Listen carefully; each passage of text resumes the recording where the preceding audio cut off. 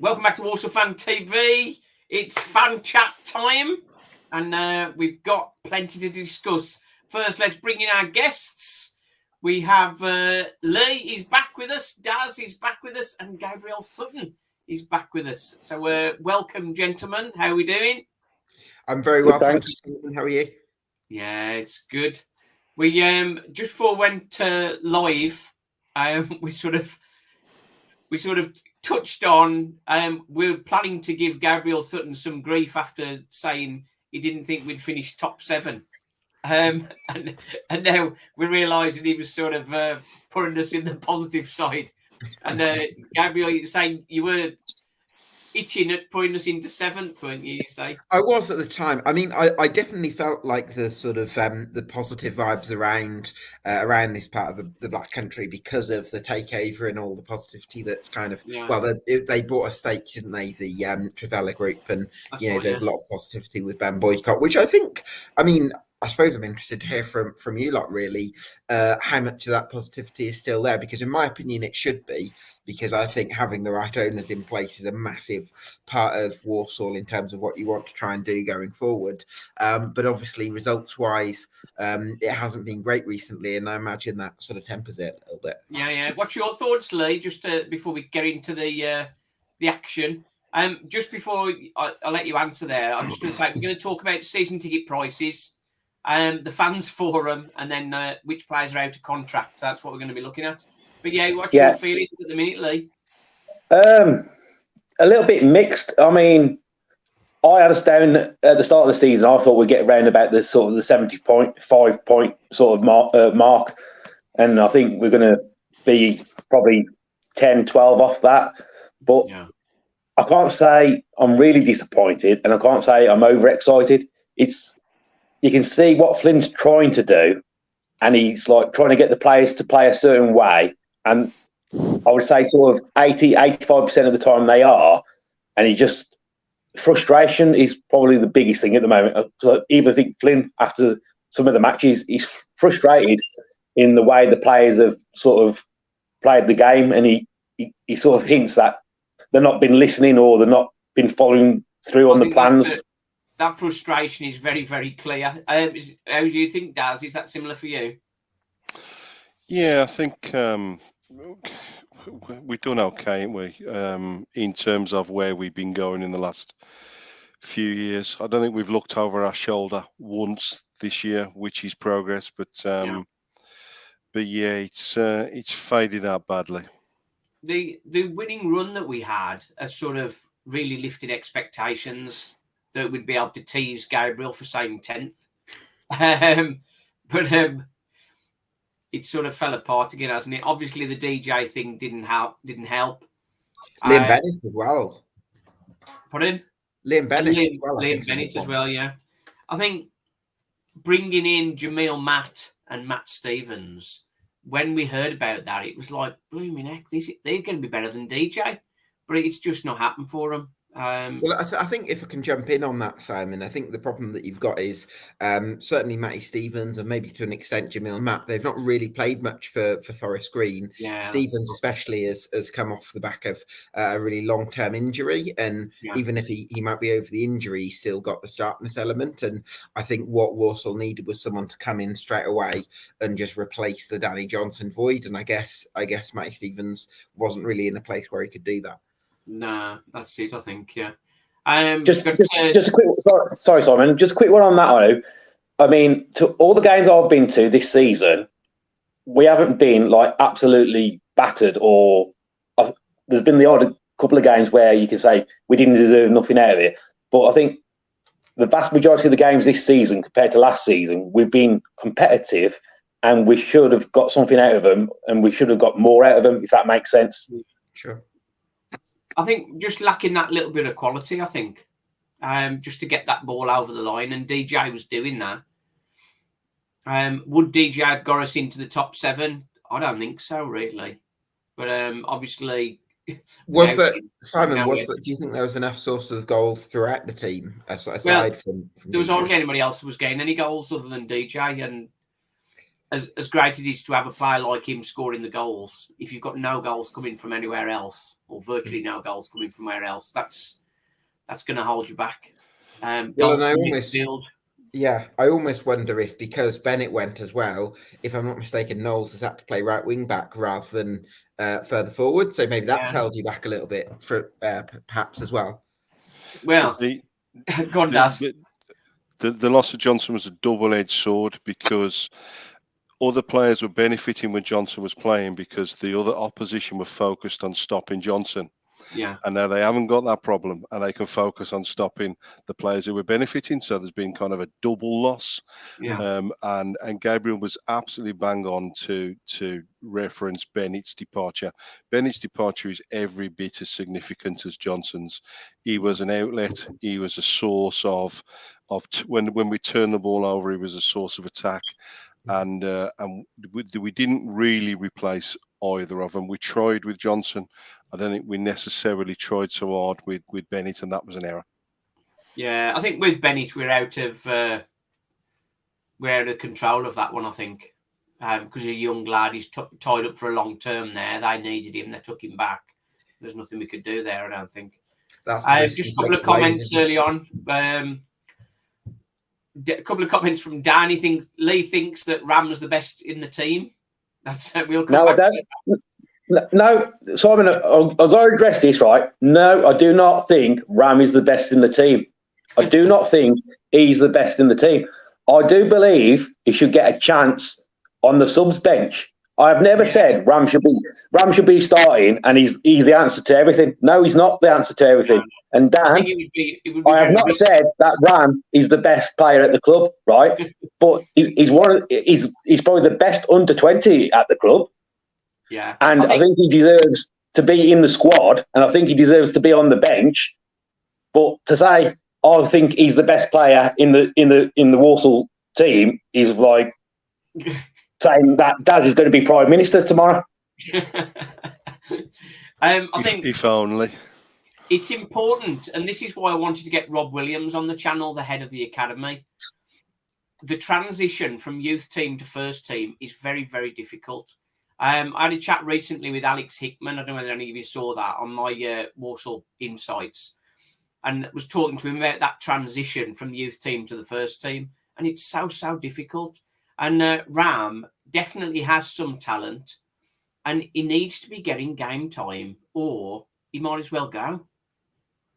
Because on loan, he needs to be playing games. Yeah, why hasn't he sent him out on loan if he wasn't going to play him?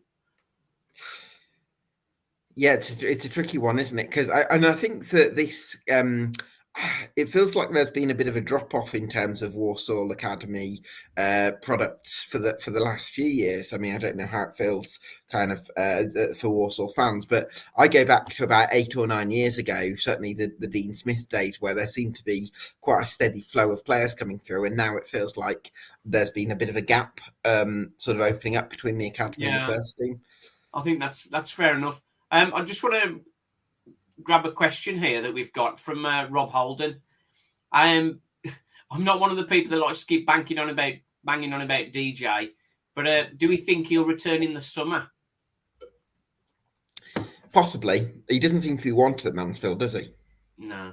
But I think if Mansfield go up, and with his goal return, I think somebody in League One's going to be taking him.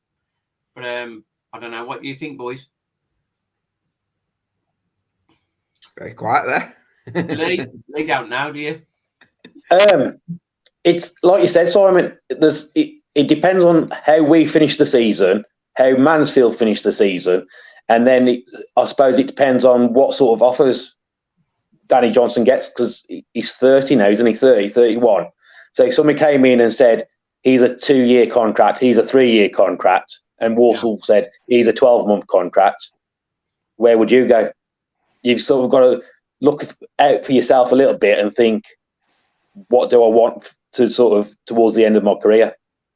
There's different personalities, isn't there? Is it somebody who wants to take the money while it's an offer, or get something to tell the grandkids about? That's the difference, isn't it?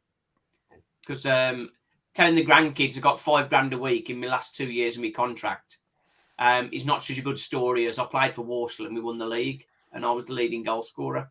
It depends where his mind is for that. Yeah. Jack Plant, DJ should be achievable in the summer. I'm going to get a couple of the messages. I think Ram, probably best for him to get himself on loan next season in the National League. Do you think he would get National League offers rather than National League North? I don't know. Rami's That's 17. the He can't point. go on loan, I don't think. He's 18 now, Rami, so he could have gone on loan.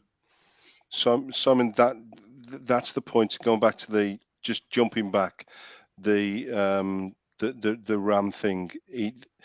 Where he would have to go, kind of Leamington or where of that ilk, he's not built for that level of football. I think it'd be counterproductive to send him out, and I think they were right to keep him in.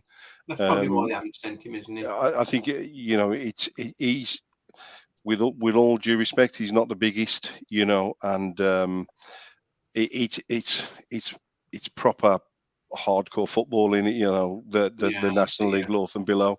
I don't think he's particularly ready for it. We see it with players that come out of the Premier League Academy and come to Walsall, and suddenly it's a big shock. I think you can see that lower down.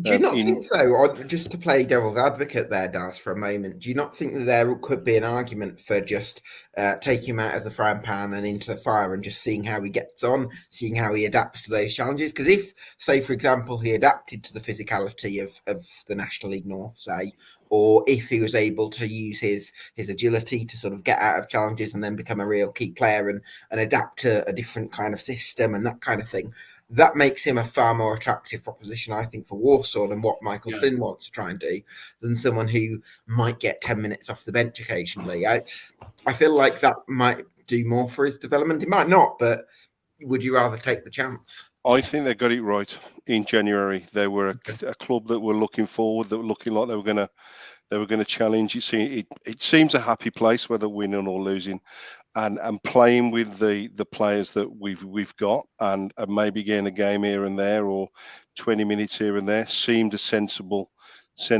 kind of option for me. He needs to be. I'm with Lee. I think he needs to be on the bench. The season's gone. We need to start building for next season.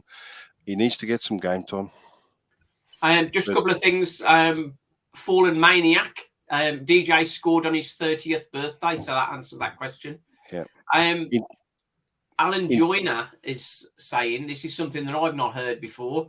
Flynn's not given Ram a chance since he turned up late for the team meeting.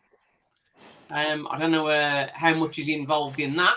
That feels like quite a big step, Simon. I don't know what you think about this, but like for an 18-year-old lad to be late for a team meeting, you would think, you'd kind of get a talking to. I mean, fair enough, it's happened multiple times, but I would rather take that. Let me just cut you off a second there. Talk about late for a team meeting. Hi, Rob. Thanks for joining us.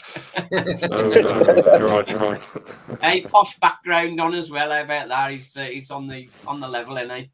Sorry, Gabriel. Carry on, please. Yeah, I was just thinking that kind of treatment makes more sense for an older player than maybe a teenager just finding his way. That seemed like quite I mean, especially if it was just one meeting. I don't know. What do you lot think? There were, I'll tell you now, there were circumstances why he was late. I know why he was late. And there were circumstances around it that was out of his control. So, and it probably wasn't it wasn't his fault, in my opinion. So, I think, but we'll leave it there. Okay. Several of us have spoken to Ram and Ram's dad. His attitude is spot on. I don't think the attitude is a problem. Context matters I think, in my opinion, when it comes to managing people, context is important. If you're late consistently out of laziness or disregard, that's one thing. But if you're late once and your attitude is spot on, and there might have, as Daz is saying, been certain external circumstances that might have affected it, I would question that management of it. I think that context is important. Yeah, I think the consensus is that we'd like to see Ram playing the last 15, 20 minutes of most games going through the rest of the season. Obviously, we've got Hutch in there, so replacing Hutch for the last 15, 20 makes a lot of sense for me, and you find out whether he's any good. I was amazed he didn't pick him for the Barrow game, or didn't get him on the bench for the Barrow game. When we went to Barrow and he came on, He changed the game. Yeah. And at Barrow, we picked the wrong team, picked the wrong formation. He bought Ramon before halftime, and he kind of changed the narrative of the game. And I'm amazed that he didn't get a place on the bench on last Saturday because we were playing Barrow. The fact we picked the wrong team and played the wrong formation was remarkable to me. Twice in one season against the same team.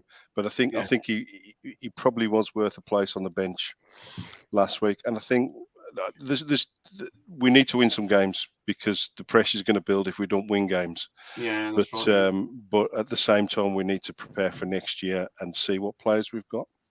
Yeah. Do you think? I think physicality could very well be the reason, because he brought him on and played him against Leicester, didn't he? Which seems like a strange one. What do you reckon, Rob? It's been a strange one. He seems to be flavour of the month at the start of the season. Hang on, you've got your Dalek voice on, haven't you? hang on 1 second. Let me try something. He's a Doctor Who fan, if anybody's wondering. Is that better? That's much better. Now you've got them posh pods off. Yeah, I was just saying he seemed to be flavour of the month at the start of the season, and then he's kind of just disappeared off the face of the earth. And I don't know whether it is the physicality side of things or whether he's trying to stick with kind of more experienced professionals towards the back end of the season. But it'd be good to see him. I don't think we're going to challenge anything in particular now with what we've got left. So it'd be some run if we did, wouldn't he? Well, I wouldn't put it past us, but it's very unlikely. But yeah, I mean, with the last few games that we've got, it's worth bringing him on for half an hour and getting him back involved and with a view to next season. That's right, yeah. There's just before we move on, just one question about Sam Perry. Since he's come back from loan, he's not been anywhere near the squad. I think he's perhaps days are numbered, aren't they? Yeah, I think he'll be gone. Yeah, it's a shame because he's shown some good stuff, hasn't he? We move on to the season ticket prices. For where I sit, in the upper tier, every game would be equivalent to $16.50 a ticket, which is reasonable. But people have compared some of our prices to the Albion, and our early bird for my seat is $380, and you can get a ticket in the Albion for $429, and that's Championship compared to League Two. So you can understand where there's some questions being asked there. If I can just come in on that one, Si, I think that the problem you have is the disparity of wealth. There's not enough money coming into League Two clubs, but because of the inflation towards the top of the game, it means that wages are getting inflated in League Two, and especially with the energy bills and stuff like that. So clubs are really stretching to make ends meet, and that's why. I mean, I went to Cheltenham last Saturday, and you'd have had to pay £28 on the day. For me, it was 26 the night before. But it does feel like a lot of League One and Two clubs are actually charging ticket prices and season ticket prices that are actually comparable to Championship and Premier League, just because there's that disparity that they're struggling to manage by the looks of things. Yeah, I know what you mean. For me, we did sort of touch before we came on air. The fans forum sort of has appeared. We were promised fan forums every couple of weeks, weren't we? I think from what they said earlier this season, and this is the first one since pre-season, isn't it? How about this for a suggestion to soften the blow from the price increase? Some clubs, if you can't make the game, you can sell your ticket. There's a big call-in price for the Walsall tickets. That's one option if you wanted to give somebody else your ticket. So I think everybody does it, but officially you're not supposed to do that. Not supposed to be transferable. But one thing that would help me, and I think it'd work quite well, if you're a season ticket holder and you can't make the game, and you declare that to the club, they give you the iFollow pass for that game. What do you think about that? I think that certainly makes sense. Because some people, for certain reasons, aren't able to make games, and I suppose if you're buying a season ticket, but you're not sure if you'll be able to make all the games for whatever circumstances, then that might work for some people. I could certainly see the sense in that. Yeah. So for me, I couldn't get to the Bradford game on Tuesday, but I wanted to watch the game, so I paid for the iFollow. So I've paid for 2 tickets effectively. That's not quite right, is it? You'd ideally want to be able to get the free passes. Yeah. And what do you think of that? Everybody else? Nobody's with me on that. Okay. I know, yeah. Mr. Crayon Eater is saying Kinsella can go for me. That's one that's big one out there. Albion have 20,000 plus compared to our 5K. Prices for under 18s are still very good. That gets overlooked sometimes. Actually, I've had a bit of shock on that. Exactly, that's what Bradford only charge 198, but Bradford averaging 18 to 20,000. And Dan saying he watches iFollow for free. That's illegally. I think we'll move on from that. Oh dear. Bradford have got legacy reasons why they get so many season ticket sales. Yeah. Things that Robinson did back in the late 90s, early noughties, whenever it was. There's legacy reasons why Bradford get that many. Yeah. That's saw an interesting comment. Like, I understand that we have to charge potentially more because obviously if you take Albion, they've got more fans and us, more money, so they can absorb it a little bit better. But somebody somewhere I saw recently made the comment that £1 is £1, so you can pay, I don't know, take Man City, some of their tickets are like 350, 400 quid. You can pay 350 quid to go and watch Erling Haaland, or you can go and pay 350 quid to watch Andy Williams. Kind of made me laugh a little bit. Andy Williams every day for me. The thing is, it's live entertainment, isn't it? And I suppose it depends on the quality of the show that you're going to see, doesn't it? Yeah. I think we were always going to get season ticket price increases, and maybe they've realised it was actually quite cheap, or maybe too cheap. But I guess with the way that the world is at the minute, increasing them as much as they have done, maybe to bring them in line with other clubs, but increasing them how they have done probably hasn't gone down too well. For me, it's the first thing Travella have probably got wrong. You know, they've kind of got most things right. They've called the whatever decisions they made have been in line with what people have been thinking. This is the first time they've kind of not gauged the atmosphere in the room a little bit. Do you think it's that, Daz, rather than the circumstances that they've been put in? Combo of them both. If you look at Price of Football podcast, or you look at the feed, everybody's losing a fortune this season or last season. You know, I think I saw Villa had lost 98 million, Wolves had lost 60 million. So even with TV revenues, there's huge amounts of money disappearing out of football clubs. So it definitely has driven it, Gab. But if you look at the local economy and you look at what's going on, there's not many 20% pay rises happening locally. No. Yeah. I think the problem that you have, Daz, and it's a great point. I don't think there's any easy answers for it, but I think that the problem you have is football is slipping down the priority list for a lot of people because they're thinking, hang on, I've got to pay my bills, I've got to put food on the table for the family and all the rest of it, and football is kind of a secondary. But that means that the hardcore fans who will go regardless are almost being taken advantage of. And I feel like the situation at the moment. It almost feels a little bit inevitable because otherwise, how do Walsall make the finances work? I think it's a very delicate situation, really.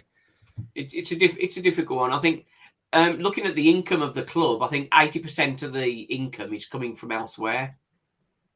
So it's not sort of like the only thing that's keeping things going. But But say, can I just also make the point, Simon, that the club's been chosen to be sponsored by Poundland, which I think is a really good decision because it's a very ethical sponsor. It's got local connections. I would certainly praise them on that. But I understand Alice's point about the 20% rise on season tickets, but I just think the club's been put in a really difficult position. Yeah, I think, Simon. So the the rises on the season tickets are sort of, if you get the early bird, it's still a rise and you'll save. But I think what it'll show next season is those casual supporters that come for, like, say, 5 or 6 home games, where you think how much the prices are going up now, how much are they going to be on match days? Are they going to be sort of around about the £25 to £30 mark? And then if, say, you've got a young family and you're thinking about going to Walsall, are you going to pay that for like a one-off, or are you going to go and watch the Albion for a one-off? So I think we could sell our 3,000 season tickets, but then the other sort of 1,000, 1,500 who decide to come, are they going to be coming more regularly or less regularly? So will the club then take a hit on the match day sort of attendances next season? It's a great point. I've just got to head off as now. Is always the case. But thanks for having me. Cheers. Okay. Cheers, Simon. Thank you. See you in a bit. I think it also makes a mockery of the fact we didn't cash in on the FA Cup. We got Leicester at home. We set the same ticket price level when there was an opportunity to nudge it by a few quid. I don't think anybody would have complained if we'd have nudged them up. And I for the life of me, I can't understand why we didn't make them 25 or 23 for the Leicester game basic cost. Because people would have paid it, wouldn't they? Yeah, absolutely. Well, I had a look at in terms of the season ticket, the actual season ticket prices. Obviously, you've got the early bird, then you've got the standard pricing, which I struggle to believe that any more than about 10 people buy after the early bird anyway.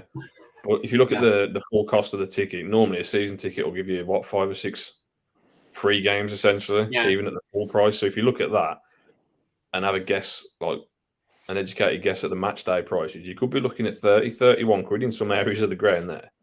And I mean, I wouldn't be paying 30 quid to go and watch Walsall. No. No matter how much I support them and no matter how much I want to go and watch, like 30 quid is a lot of money these days to go and watch a League Two game. I mean, Wimbledon's 25 quid in a couple of weeks, and that's a lot. Yep. Yeah, I know what you mean. It's tough. I suppose if we were winning every week, I think people probably would feel better about it. But when we're sort of still hovering around mid-table or just below halfway, it sort of makes it tougher still, doesn't it? Right then, let's move on to the contract situations. That's where's it gone? Here we go. Jacob Maddox, first one up for conversation. What's everybody think? Jacob Maddox.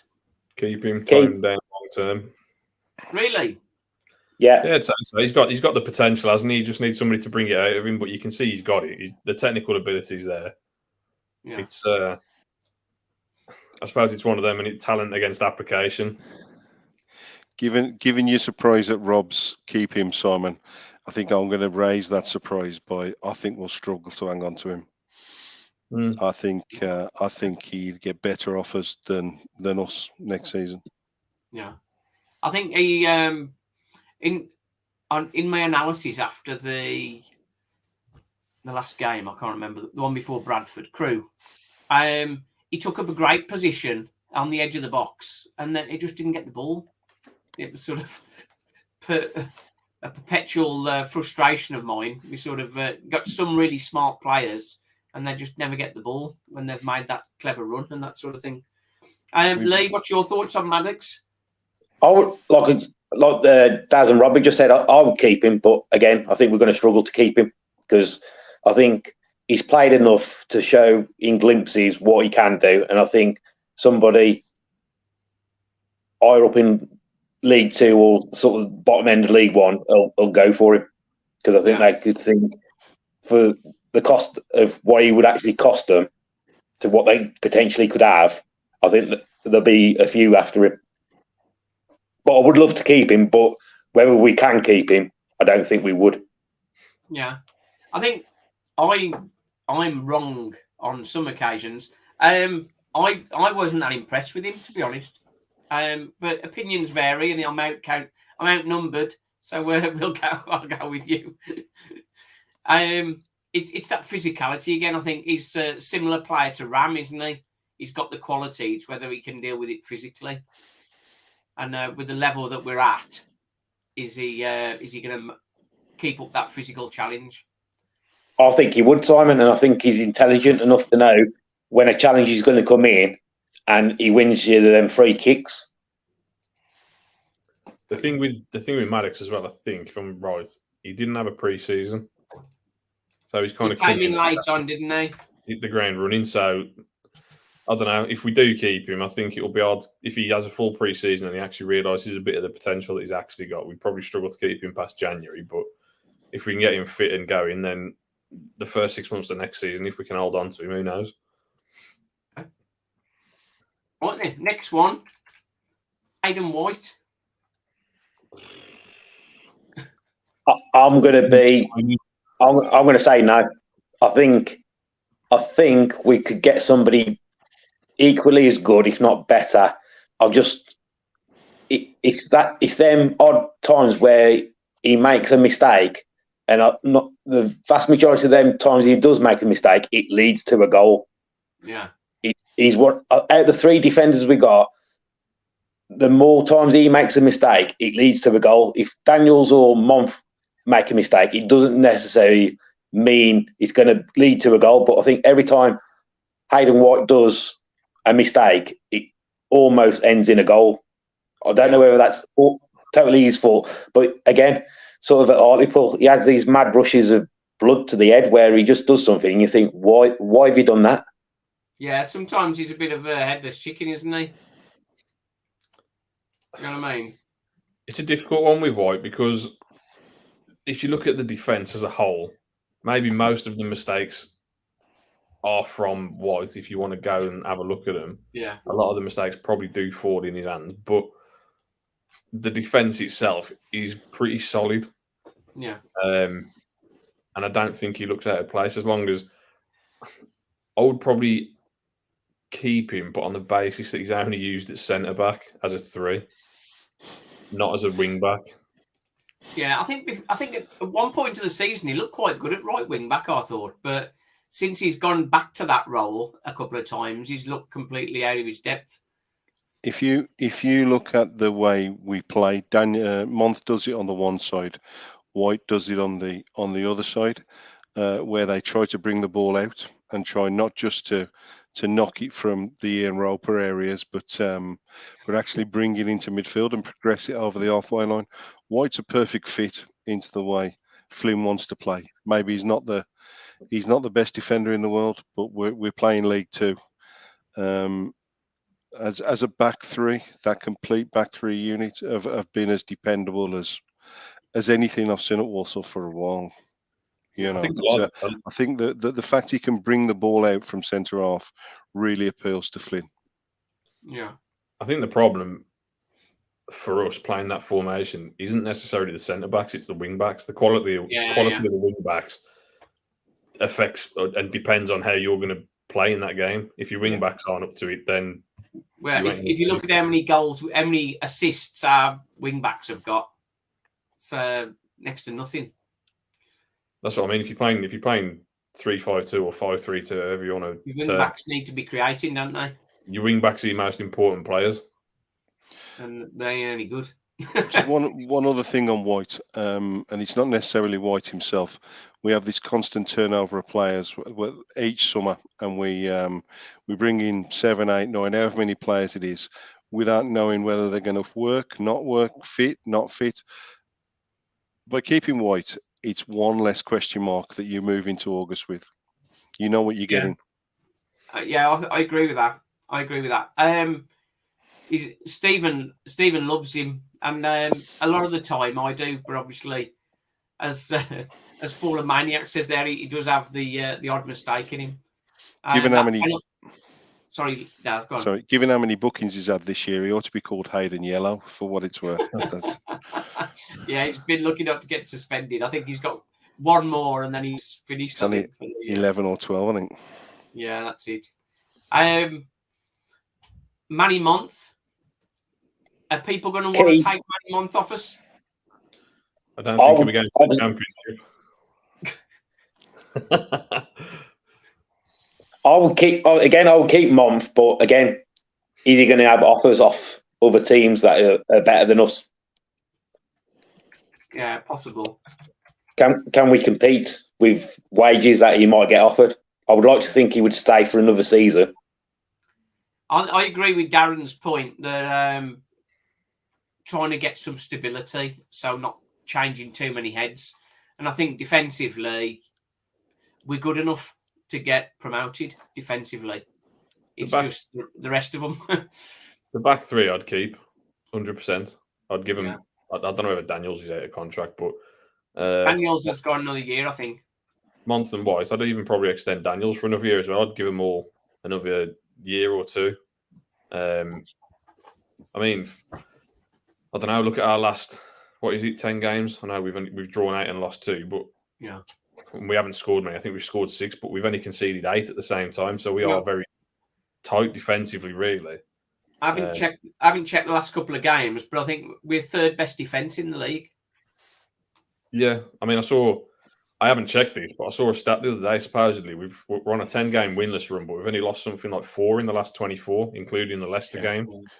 We lost 5 league. Barrow's the 5th league game defeat since October the 1st. So it doesn't sound that bad like that. It's just the fact that we're on a 10-game winless run. And only Orient have conceded less than us. We've got the same goals against as Bradford. Only Orient have conceded less. So it's clear where the problem is.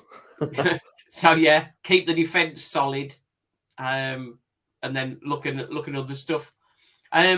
Next one that's going to sort of split us, perhaps, is Liam Kinsella. Keep for Daz. Yep. Lee. Yeah, but majority of games, Kinsella and Comley not together. They can't play together. If you're going to keep one of them, Comley's under contract, Kinsella's not. But keep both of them. But let's not play both of them together in certain games. Yeah, I think you're looking at keeping the squad quite kind of untouched and together. Like Lee said, if you keep both of them but don't play them together, unless it's a tough game. But then do you forgo maybe signing somebody better in that position if you keep the pair of them? But if you're going to keep the squad pretty tight and pretty similar to stop the influx of people coming and going, then maybe you could keep them both. But yeah, when you play them together, it kind of, you're in for a bit of a boring afternoon usually. Can I ask a question? Yeah, go on. For all three of you, do you think we get promoted at this league with Kinsella in the middle? No. We all love Kinsella. We all live Kinsella, but the knockers of Kinsella is like how many goals, how many assists. He's great as a defensive, protecting the back three. But I mean, what's he create going forward? You take him past the halfway line, he ain't got a clue. But if we're playing the 3 in midfield, that's where I'd play him. He'd be sitting and he'd be ratting around, getting the ball. It's up to the 2 in front of him. It was supposed to. Hutchinson's got a load of assists, but Hutchinson and whoever else is in front of him, they're supposed to be the creative ones. But then this is where your wing backs come in, because your wing backs have to push up to make a 4 in midfield, if you like, with Kinsella sitting behind them. So it depends how you're going to play it, isn't it, I suppose?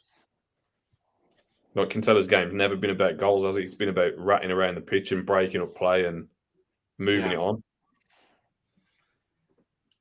Mr. Crane Eater, nothing but effort. It's a harsh one, but I mean... I think Kinsella's a real conundrum. I really do. I think we missed him while he was out, but I don't think he's the is the answer long term if we want to progress. I think it's a really difficult one. Yeah, I think it might be I time think- to let it go. I think the other sort of side of this equation could be the state of Joe Riley. If Joe Riley is playing, then where does Kinsella fit into that sort of midfield? Because at the moment, you probably have Comley, and then if Riley proves his fitness and he's playing, then he's probably having one of them other midfield positions, and then you're probably looking at Hutchinson as the third midfielder. So then Kinsella would be sort of fourth, fifth choice, possibly. Yeah. Riley can play right wing back as well, can't he? So maybe that solves that one. Yeah, Riley. Again, why is Riley not playing? I know he's not fully fit, but he ain't going to get fit sitting on the bench, is he? Frustrating one. So Kins, I think, as Daz sort of alludes to, really, I think as much as he's a very popular player, it may be time to move on. If we need a more robust midfield, and it's got to push, got to. He's going to offer more, don't we? I'd give him another year Yeah. with an option for another year in the club's favour, potentially. It's on me, you lot. I'm with Rob. Yeah. Yeah. It is an interesting screen. Let's. Must be getting old. I know can't where, read I that. know where we did that. That's. You can't read it. I'll give you help on it. I can now. I can now. I've It's the wages. The wages. Liam Kinsella is down the bottom of there, £890 a week. I suppose on that basis, you'd be interested in keeping him because Comley, £1,500. Comley's earning nearly double what Kinsella's earning. I think with Kinsella as well, obviously being local, I don't think he's particularly interested in potentially going anywhere else. He's a local lad. He likes where he is, and yeah, I suppose it's taking advantage of his association to the club a little bit as well. If you compare that to Comley, who's on not pretty much double, but you know what I mean. He's getting on toward significantly more. But you can see on there we have some opportunities because we've had players leave that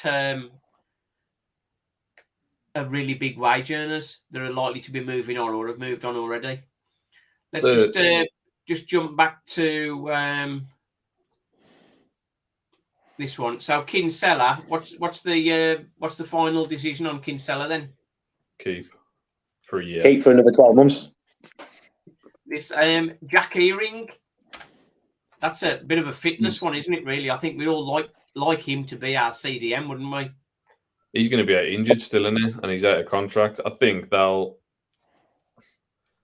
don't know whether they'll extend his contract. I think they'll see him through his rehab and stuff, and then maybe see where he is after that. But if you give him a year, you've got to give him. If he's on what he's reported to be on that screen, then do you just give him another 12 months to try and prove it? But the thing is, you've got to be careful, haven't you? If you've got a player who's not fit, you don't know whether he's going to come back as good. That's a lot of budget wasted, isn't it? It is. I suppose at the end of the day, Simon, it'll be down to the medical staff and telling Flynn what they think his likely outcome is. I think I'm afraid to say he's sort of turning into a bit of a Rory Holden type situation, isn't it? It's a shame. It is. People were disappointed with Rory Holden being released and then going to Vale. But I mean, how many games is he playing for Vale? He's not, is he?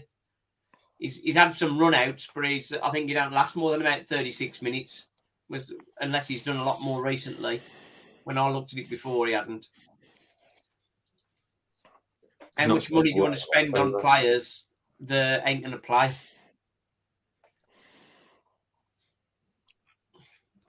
What do you think, Daz? I think it's a difficult one. I think you can't afford to carry players who aren't going to play, and he's probably not going to play until after Christmas. And I think you have a responsibility for players to an extent. But as Rory Oldham proved, the loyalty is not necessarily repaid. No. I think it's a really difficult one. I'm glad I haven't got to make the decision for what it's worth. I think some kind of 6-month retainer while he gets himself fit is probably fair, but we'll see what happens. Yeah. Next one, Tyler Allen. Oh, Not in a defensive capacity, not for me. I'm going to go back to what Daz sort of said about Kinsella. If he's in our squad, do we get promoted? Because even if we have a good end to the season, we're going to finish sort of 10th to where we are now. So if we keep the vast majority of the squad, are they good enough to get us into that top 7? Or, as we've already said, sort of the wing-back positions are the positions where if we're going to play sort of the 5-3-2, the wing-back positions are going to be vital and key for us next season, aren't they? So, is he good enough? As Rob's quite rightly pointed out, it's the wing-backs the problem. The wing-backs aren't good enough. So, does that tell us that... Logically, you'd say you need to not renew his contract and get somebody better. But at his age, can he be better next season? Again, it's one of them. Do you think he will improve? Because again, I don't think he was going to be in the squad this season to play as many games as he has. Because obviously Liam Gordon was going to be the first choice. But obviously with his injury, Tyler Allen had to play. So I think it was more of bringing him in and with sort of bringing him on for certain games. And then next season, maybe he was going to be more used. I don't know. Liam Gordon, I know he had the injury at the start of the season, but for me, he's not good enough either. If you're going to... Is Gordon under contract next season? Yeah, he is under contract next season, I believe. So in that case, I'd get rid of Allen, keep Gordon, but then I'd bring somebody else in to play wing back, and Gordon will be your backup. Yeah, I think that's probably right. I think because it is an area that we know we're not really doing what we need to be doing there, are we? Moving on, Andy Williams. I think he's probably going to retire at the end of the season, isn't he? Oh, you might. I reckon we'll offer him a coaching deal. You think so? Maybe. I think we've already replaced him with Jamil Matt. What do you think? I think Jamil Matt was a replacement for Danny Johnson. I mean, long term, I mean. For next season, I mean. Andy Williams release and then the experienced head is Jamil Matt. Andy Williams, £1,500 a week. So that's a decent wage that's sort of been freed up. Peter Clark, £1,800 a week. He's already gone. Yeah. Next one to look at, Josh Labadie, £2,100 a week. He ain't going to play, is he? He'll be gone. Although, I think Flynn likes him. So it wouldn't surprise me if he can prove his fitness, whether he gives him a 6 or a 12 months. Because he's 31 already. I mean, if it was me personally, I wouldn't be offering him anything, but I don't know. I've got this weird feeling that Flynn does like him, and I think Flynn might offer him something if he can prove his fitness. The other thing, Simon, I take them numbers with a pinch of salt in terms of salary, and just because you're paying him X today doesn't mean you've got to pay him X in August. You can still make him an offer. If he wants it, then great. If he doesn't, then great. But again, another player that for me, we've got an opportunity to improve. Yeah, I think he's one to replace, I think.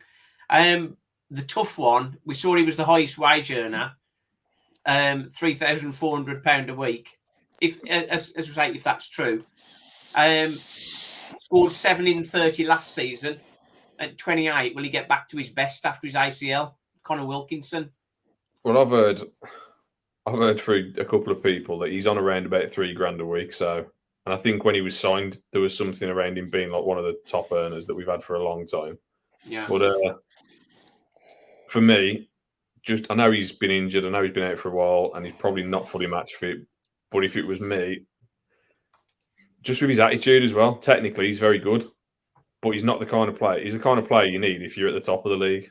Like if you're struggling or you're in a rut like we are now, he's just throwing his hands about and moaning at everyone. And if it was me, I'd offer him 50% pay cut, 12 months with an option for another 12 months. Take it or leave it. I'd let him go, to be honest. We're not going to, obviously he's out of contract, so we're not going to get any money for him. Because of his injury and his age, you can't 100% now that he's going to be fit for the whole of next season after an ACL. I think there's some money to be saved there. That's what I mean. Offer him. If he's on, say he's on $3,000, offer him 1,500. Yeah, I don't think he'd take it anyway. But no, it's not worth trying to negotiate with him for a $2,500-3,000 again. No. If you get again, you got to take them with a pinch of salt. But let's say they are somewhere near. If you take out Wilkinson and Labadie, that's $5,500 a week. Yeah, we can spend elsewhere. That's it. You start to create budget then, don't you? By moving players who you can't rely on. Strangely, I don't think he'll be sure to take us. I think there'll be plenty of teams interested in taking him, but I'm kind of really torn. I haven't seen anything that would justify offering a new deal. You know, he's one of them. Again, and I think this is where his career went as well. He's one of them. He's got a lot of talent and he's got a lot of technical ability, but it's effort, application, and mentality. I think. He's not one for the fight, is he? No. I'll put a little slide together here. Let's just have a smile at this. This was doing a bit of comparison to Bradford. Our top 11, 22,400 a week. 6 of them are over $2,000 a week. 7 of them may leave at the end of the season or have gone already. So Wilco, DJ, he was in that list, but obviously returned to Mansfield. Labadie, Month, Clark, Williams, and White. Jamil Matt's probably replaced one of them, so he's on decent money. Our 17th highest player, wage-wise, is on £800 a week, versus that's the 25th highest for Bradford. So their top 11 are earning an accumulative £10,000 a week extra. They're probably bringing in $10,000 a week extra as well. Yeah. The thing that, and then you see that, and then you compare that to, where is it? Compare that to Carlisle. Their top 11 is just $17,500 a week. Only 2 over $2,000 a week. So it's that battle, isn't it? You're saying, oh, we need a bigger budget, and then you got Carlisle with significantly lower budget, and they arguably they're still up for winning the league, aren't they? It's been proven in the past, even with Walsall when Ray Graydon was there. Money doesn't mean anything.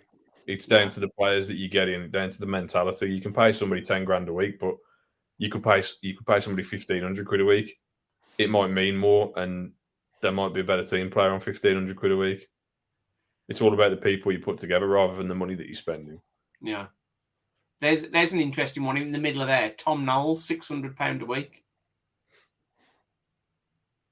He's good value for that, isn't he? I think. So, I'll take him with a pinch of salt sometimes. You don't believe the figures, do you? Not really. Not really. I don't, to be perfectly honest with you, I don't kind of measure players by salary. I measure them by what they do. You know. Yeah. No, I understand what you're saying. It was just an extra avenue, thinking of the budget that we're dealing with. That sort of. And it's the Bradford one's really interesting comparison, given that Bradford obviously offered Osadebe more money than we did. Didn't necessarily make them better than we are. I don't think he got injured, didn't he? He broke his leg. That's it. But, unfortunately. Yeah. Doncaster offered more than we did for Miller. Obviously, if we ever went after Miller. Yeah. So Rob's right. It's what you build, not what you pay. Yeah. What's this one we got here from Chap? Get rid of Wilco. Shame about the injury. Agree with Rob. He's a luxury player. Yeah. Let's have another one here. He's not good value for money. It's one you can't guarantee he's going to be playing, can you? That's the problem. Yeah, I just found that was on the interweb. I mean, So, with Wilkinson, regardless of whether he's on $3.5 grand or $3 grand, whatever it is, he's undoubtedly going to be one of the top earners that we've got. But what is it? When has he really stood out? I mean, you got the goal against Newport, but that was for a draw. Yeah. I think he scored 2 and an own goal, didn't he, in that game? But when Eddie Dowell goal. If that's the top earner in your squad, you'd expect him to be standing out head and shoulders above the rest. Like, I don't know, take Danny Johnson, for example. Yeah. He did stand out, and obviously now he's not here. We can see maybe the effect that he did have. Because maybe, I don't know, like with the Danny Johnson thing, maybe we've been playing the way that we've been playing while he was here. He was just far more clinical and able to take chances out of nothing, whereas like now we've got nobody to do that. There was a chance just before half time on Tuesday night. Hutchinson had a shot, keeper bobbled it. Johnson scoops that up. You know, there was nobody there. Johnson would have been right down the keeper's throat as that ball came out. It's what it is, isn't it? We do miss him. There's always next season. Yeah, we'd like DJ back, wouldn't we? Yeah, we'd like DJ back. Do you reckon we'll go for him in the summer? But of course, most of those, I think. We've got a few connection issues, I think. Jonas Makuna is one we've got on there. I don't know, he got a contract really. He's only a 17-year-old lad, isn't he? But he's not been anywhere near the first team. And haven't heard anything from him in the reserves or anything. So I don't know what's happened to him. Is he one of these Macris guys, perhaps? I think he was signed for the youth team, to be honest. He was never signed to play for us, first team. I haven't seen him playing for he hasn't been in the youth team, has he? He hasn't scored or anything. I know I've seen his name appear a couple of times. I think we played Roaster, didn't we, in some senior cup or something. I know he's been about, but yeah, it's a bit of a weird one. Yeah. Right then, so just to sum up, we said at the start of the season we'd be happy with the top half, and as Gabriel said, probably 10th would be a good season. Anything better than that be an excellent season. So despite our really good run in the middle of the season, where do you think we're going to finish up, Lee? I would like us to finish 10th. You still think we're going to finish 10th? How about you, Rob? Somewhere between 10th and 14th, I think it's going to be. It's just going to peter out. We haven't got the strike force. Give a spread, Rob. That's it. we haven't got the strike force. We're not going to score many goals, but on the other hand, we're not going to concede many. And it kind of, I know Wolves did better than we were doing at the time, but it kind of reminds me when Glenn Hoddle was at the Wolves. They didn't win many, they didn't lose many, but they drew about 25 games. And like, I don't know, I expect now every game that we play to be a draw. It's going to be 0-0 or 1-1 at a push. Yeah. We're looking for just a goal. Well, the thing, as he said against Crewe, wasn't he? On now against Barrow, rather. It set him up to get a goal and then he sit on it. Yeah. And then when we conceded, he had to change it. So he'd set it up very defensive, hadn't he? Try and snatch a goal and then hold on to it, which no fan likes to see that happening. Daz, where do you think we're going to end up? 12th, 13th, 14th. I think we need to finish in the top half of the table. I think we need to improve on last year to demonstrate progress. But I can't see us finishing much higher than 12th, to be honest. No, it's looking. I mean, unless somebody starts to start grabbing some goals in short order. But Matt Stevens, he's not started. Didn't start on Tuesday, and didn't even come on. DJ Taylor was playing ahead of him. So where are the goals going to come from to get us top half, if not Matty Stevens? I'm surprised you didn't bring in Stevens and DJ Taylor into the conversation, because I think there's I'd be interested in taking them both, or looking at taking them both. I know a lot of people aren't DJ Taylor fans, but he offers us more movement than others in the team. I think. Well, as I've said on my previews, Douglas James Taylor, goals per minute on the pitch, he's our most productive player. I think Flynn will sign him. I think that's why we've had him as well. Yeah. He could have sent him back in January, and we've kept him. And I think, and there's been like a couple of comments before, like where he played, he's had like a really crap game for like the reserves or whatever you want to call him in the Senior Cup, and then a few days later he's put him in. I think before we played Carlisle, maybe he said he had a really poor game in like the reserves. Yeah. And then he replayed him against Carlisle. Just little comments, I think, that kind of pushed me towards thinking we might sign him. Yeah. But, Well, and Matt, as you say, Matt Stevens alongside Jamil Matt next season, with the pre-season behind the two of them, that's got to be a promising attack, and having some good strikers in return. But I think, as we've sort of touched on, we can have wingers, right wing backs who can get some proper balls in. Just a quick one on that as well, Simon. Don't forget, we've got Joe Fawkes out on loan at Kidderminster at the moment, again, for his second season. So I know it's hard to say we want him back now, but I would have thought, with 8, 9, 10 games left to go, could we have got him back to have a look at him at right back for us and see how he's developed since he's been at Kidderminster? Because this is his second season there. And I think he's played around about 50 games for them over the 2 seasons. And again, before anybody jumps down my neck, I'm not saying he's the answer for our right back, but if he can be part of our squad next season and he can play at right back, then Flynn hasn't got to go and look for 2 right wing backs. We've got one there. I think he's the budget, isn't he? Yeah. Yeah, well, he's 19 or 20. He's been on loan. This is his second season on loan at Kidderminster. If we have him back in the summer, are we going to send him out on loan again next year for like a third year? Or is he good enough to be part of our squad next season? But he's not a regular starter for Kidderminster, is he? He's had some time. Recently, he's not been starting for them. He broke his leg. I think. Oh, he broke his leg as well? I'm pretty sure he had a bad injury. I don't know if that was last season or beginning of this season, but could be end of last season, I think.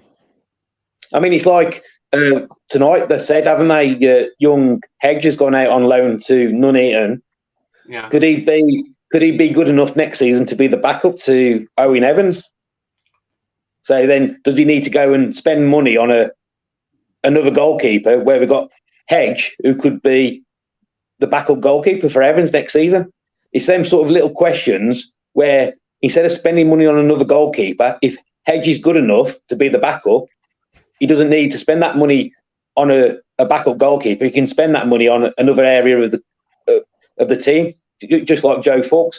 If Joe Fawkes is good enough to be a squad member, he can then spend that little bit more on getting a better quality player into a position. That's a very good point. Before we finish, just one player I want to mention, Shay Willock.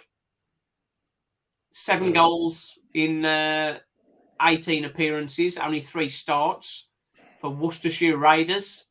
Does Shay Willock come back and challenge for a first team spot? Could he come and have some games before the end of the season? Sounds like an NFL football team, that does. It's what? Sounds like an American football team. I mean, we've now level 9, I think. With no disrespect to Worcester Raiders, we're sending players out on loan to Worcester Raiders, whatever level they're at. They're not going to be able to come back and challenge in our first team in League 2 in any way. There's a reason that he's been sent to that level. Okay. You're probably right. It's the same with like Timmy Abraham at Oldham. You could argue our sort of front strikers haven't been doing it. Could we bring him back? But obviously he's at Oldham, and I don't even think he's a regular at Oldham. So again, he's not. He scored one. I think he's only scored 1 for Oldham, and they don't even start him. That's what I mean. So, but I think Rob's probably right about Shay Willock. Maybe he needs to come up a couple of levels first. Maybe play National League or something. I think instead. But I still like to see what Joe Fawkes could do for us, and I think young Hedge going out on loan to Nuneaton, so he gets that sort of first team experience, could indicate that he could be at the required level to be the backup goalkeeper next season. Interesting. Right then, we'll leave it there. That's Simon, before you go, I think just a comment, some of the chats that have come through tonight have been really good. And the chat you put through, a lot of people made a lot of sense. Yeah, indeed. I do miss a couple of them, so apologies for those I've missed. They do sort of fly through. Just got another one. Maz saying he'd sell Wilco. That's another one. But yeah, I'll get most of them. I'll have to try and sort something out so I don't miss them all. I think just quickly, I think away from individual players, I think if we're going to get promoted, then whether it's with Flynn or not, the 3-5-2 thing, like I said before, the wing backs are key. So if we're gonna go and spend big in the summer, it needs to be on some actual quality wing backs. Yeah, because they're the most essential part. We obviously need some strikers, but then with the dimensions of our football pitch, can we really play 3-5-2? I mean, I know we did it with Dean Smith, but that took years to get to. Yeah, with him, and is our pitch too small to actually try and play that effectively? It works on the bigger pitches. Yeah, but do we need to go with a different formation maybe at home to deal with the small pitch, if you like, and then maybe go for the 3-5-2 away? Interesting one. I think we're all still back in Flynn, aren't we? Yeah. He deserves another window and see where we are January. So I think that's Simon. I think the kit. I mean, I would give him sort of 2 years, but I don't think Trivela will give him 2 years because I think with the season ticket prices going up, and if we don't get a good start, if we don't get a good end to this season, and then we don't get a good start to next season, and the tendencies start to fall away a little bit, I think Trivela will be looking and thinking, can we get somebody in better and then get the attendances up? Because obviously, at the end of the day, they're here to make money. And if we're in League Two and we start getting below 5,000 at home, they're not going to be making money off us, are they? Yeah. There was an interesting Twitter question for the fans forum. What do the Trivela investors expect back for their investment, effectively? I asked that in August. I did. We didn't get a straight answer, but I asked it in August. Yeah, that's. They're putting the prices of everything up. Have you seen the club shop? They've put take the football, for example. I think it was 17 quid. They've put it up to 29 or 28, whatever it is. What's that for? Football? Yeah, like just a Walsall FC, I think Puma football, isn't it? Like replica.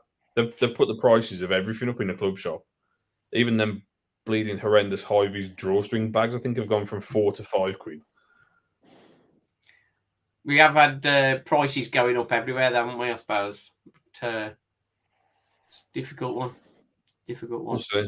We'll see how it's for next season when we see the kind of players we bring in the summer, I guess. Yeah, see whether there's any money left. But I think we've got that Maddox, White, Kinsella, Manny Month, try and keep all of them. And then the likes of Labadie, Williams, Allen, and then maybe Earing as well, sort of creating some gaps for some more quality to come in. Right then. What's this? Hang on. We've got a couple more. Last one. Sam Manton playing for Rushall. How old's he now? Sam Manton, he's probably 50, isn't he? No, he's not that old. He's probably about 32, I reckon. How is that all he is? Not it seems a long time ago since he played. What's this? £35 for the Walsall v Leicester frame? Yeah, that's the picture they're selling, isn't it? Yeah, that's a daylight robbery, isn't it, that? Right then.